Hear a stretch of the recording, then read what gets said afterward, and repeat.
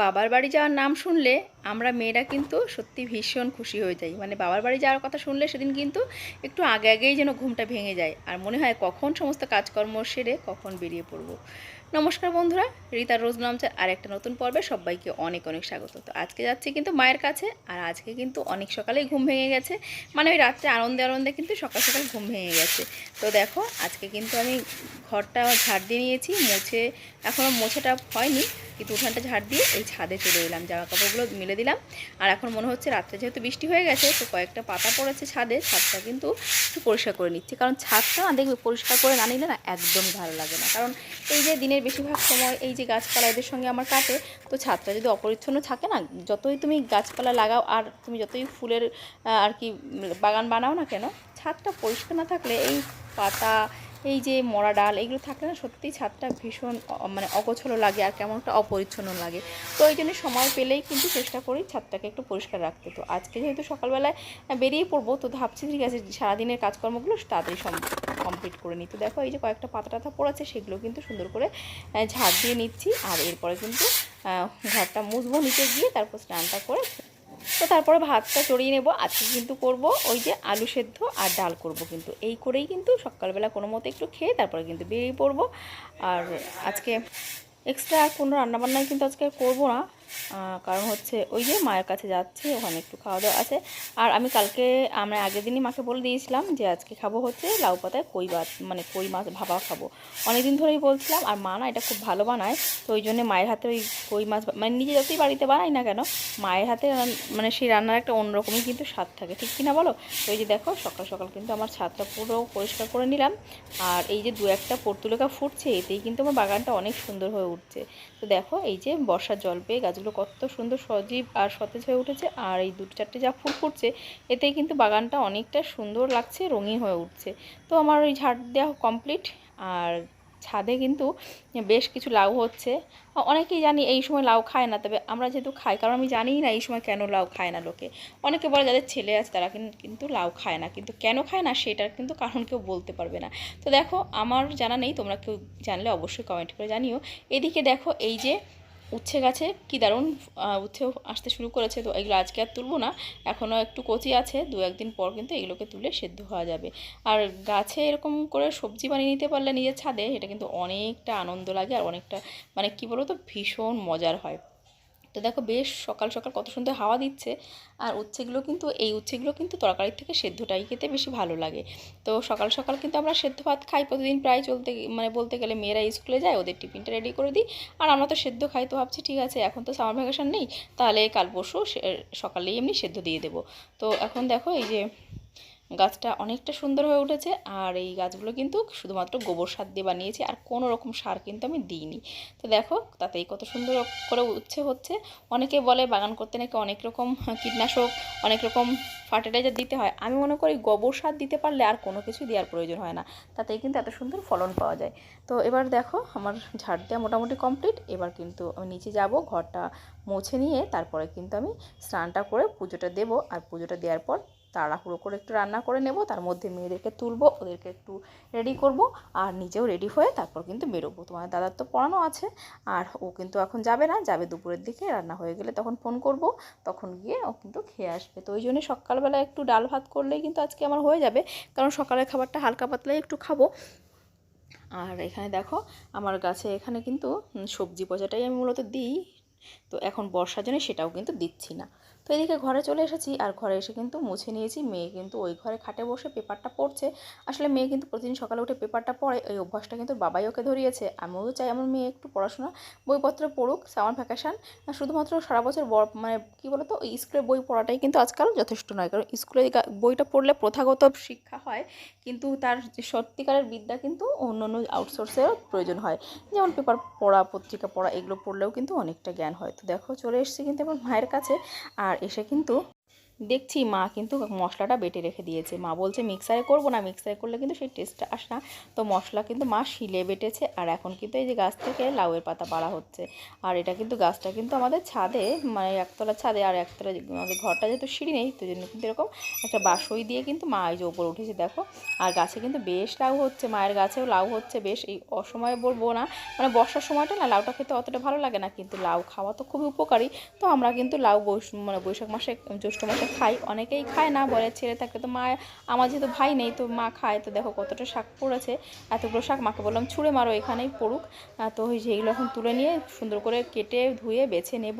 আর মাছটাও মার কাটা হয়ে গেছে। আসলে এইসব খাওয়া না অনেকটা সময় আর কি লাগে, এইগুলো জোগাড় যন্ত্র করতে। মানে এইসব খেতে ভালো লাগে কিন্তু জোগাড় করতে খুবই শৌখিন রান্না, কারণ এইগুলো করতে অনেকটা সময় লাগে, প্রচুর সময় সাপেক্ষ কাজ। তো এইগুলো বাড়িতে বসে একা একা খেতেও অতটা ভালো লাগে না, সবাই মিলে বসে গল্প করতে করতে ভালো লাগে। তো দেখো মা একটা লাউ কিন্তু নিয়ে এসছে, আর আমাকে বলছে তুই লাউ নিবি? আমি বললাম না, আমার কাছে তো এখন লাউ হচ্ছে।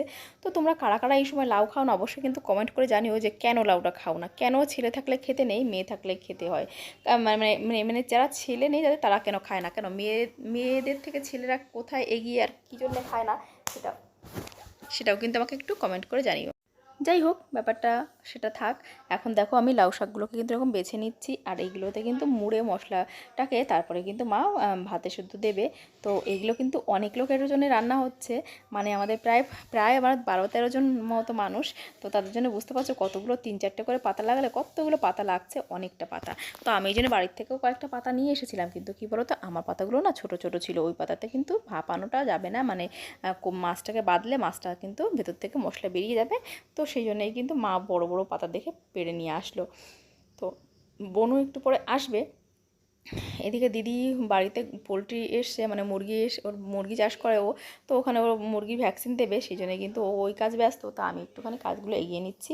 এই যে শাকগুলোকে আমি রেডি করে নিচ্ছি, পাতাগুলোকে। তো মা কিন্তু এখন রান্নাঘরে গেছে, যে মশলা টশলা দিয়ে ওই সব কিছু রেডি করে মশলাটা দিয়ে, মানে ওই যে মশলা যেটা দিয়ে মাখবে সেটা কিন্তু করতে।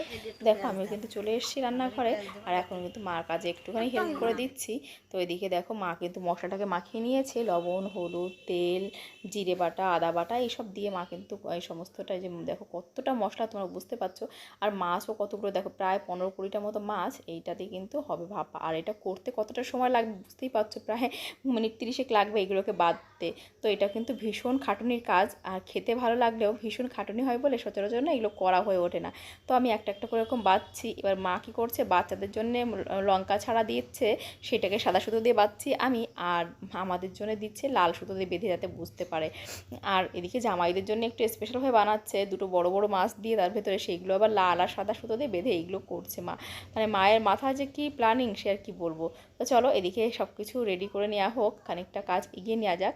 তো এদিকে দেখো মা এবার কিন্তু মশলাটাকে ভালো করে মিক্স করে নিয়েছে, আর এরকম মানে পুরো মাছটাকে মধ্যে দিয়ে ভালো করে নাড়িয়ে চাড়িয়ে বেশ সুন্দর করে এর মধ্যে ম্যারিনেট করে নিচ্ছে, যাতে ভেতরে কিন্তু মশলাটা ভালো করে ঢুকে যায়। তো এখন এইভাবে কেটে কেটে নিলে কি হয়, এতে মশলাটা খুব সুন্দর ঢোকে, আর খেতেও কিন্তু অনেক সুন্দর হয়।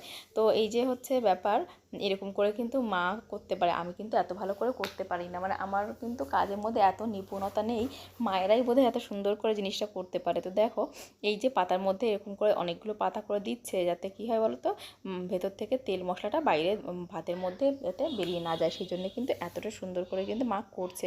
আর আমার মা যে কাজটাই করে না কেন খুব সুন্দর নিখুঁতভাবে করার চেষ্টা করে, তাতে সময় যতটাই লাগুক সেটা উনি খেয়াল করে না। উনি হচ্ছে খুব সুন্দর নিখুঁতভাবে করবে, যে কাজের যেন কোনো খুঁত না থাকে। তো এরকম সুন্দর পেঁচিয়ে পেঁচিয়ে কিন্তু মা বাঁধছে, আর এটা কতটা সময় লাগবে তোমরা বুঝতেই পারছো। তো এই যে দেখো কতগুলো এক এক করে দিচ্ছে মা, আর আমি বেঁধে বেঁধে নিচ্ছি। তো অনেকটা কিন্তু রেডি হয়ে গেছে, আর এগুলো কিন্তু এখন ভাত বসানো হবে বড় একটা হাঁড়িতে, আর সে ভাতের মধ্যে কিন্তু এগুলো ছেড়ে দেওয়া হবে। তো দেখো সবগুলো বাঁধা হয়ে গেছে, এক এক করে ভাতের হাঁড়িতে ছেড়ে দেওয়া হচ্ছে। কিন্তু লাস্টে কি হয়েছে বলো তো, হাঁড়িতে না ধরছিল না, কারণ এতগুলো শাকের মানে বেঁধে দেওয়া হয়েছে তো মাছগুলো। তো ওই জন্য আবার কী করা হলো, এই হাঁড়িটার থেকে কিন্তু আবার নামিয়ে আরেকটা হাঁড়িতে দেওয়া হয়েছে কিছু চাল কিছু জল, দুটোতেই কিন্তু এই মাছগুলোকে ভাগ করে দেওয়া হলো। তো চলো এবার কিন্তু রেডি হয়ে গেলে তোমাদের সঙ্গে তখন আসবো। তো এই যে দেখো তার মধ্যে বোন আবার এসছে, ও আবার আম নিয়ে এসছে হিমসাগর। তো আমি এবার কটা আম নিলাম, আর এদিকে দেখা যাক রান্নাটা হয়ে গেলে তোমাদের সঙ্গে তারপর শেয়ার করছি যে কি অবস্থা, কেমন হলো ভাপানোগুলো। তো এই যে দেখো ভাতটা নামানো হয়ে গেছে, এদিকে মা ছোটো মাছও নিয়ে এসেছিলো, সেগুলো ভাজি করা হয়েছে। আসলে তোমাদের দাদা এগুলো খেতে ভীষণ ভালোবাসে, আর ছোটো মাছ এই শাক পাতায় ভাপা এইগুলো খেতে ভীষণ ভালোবাসে। তো এই যে দেখো মাকে বললাম তুমি একটা খুলে দেখাও দেখি কেমন হয়েছে, আদৌ সেদ্ধ হয়েছে কি কেমন। তো দেখলাম হ্যাঁ খুব সুন্দর করে হয়ে গেছে। মা দেখো কত সুন্দর করে এটাকে বের করে নিল, আর এখন সবগুলোকে কিন্তু নামিয়ে নেওয়া হয়েছে। আর এবার কিন্তু আমরা সবাই মিলে খেতে বসবো। তোমাদের দাদাকে ফোন করা হয়েছিল, সেও চলে এসেছে। তো দেখো এবার সবাই কিন্তু ভাতটা বেড়ে নেওয়া হয়েছে। আর এদিকে বাচ্চাদের জন্য আলাদা করা ছিল, সেগুলো ওদেরকে দেওয়া হলো। আর জামাইদের জন্য তো আলাদা রেখেছিলো, সেগুলো ইয়ে করা হলো। তো আমি দেখো আমার থালাটা তোমাদেরকে দেখাচ্ছি যে কেমন অবস্থা আজ হলো।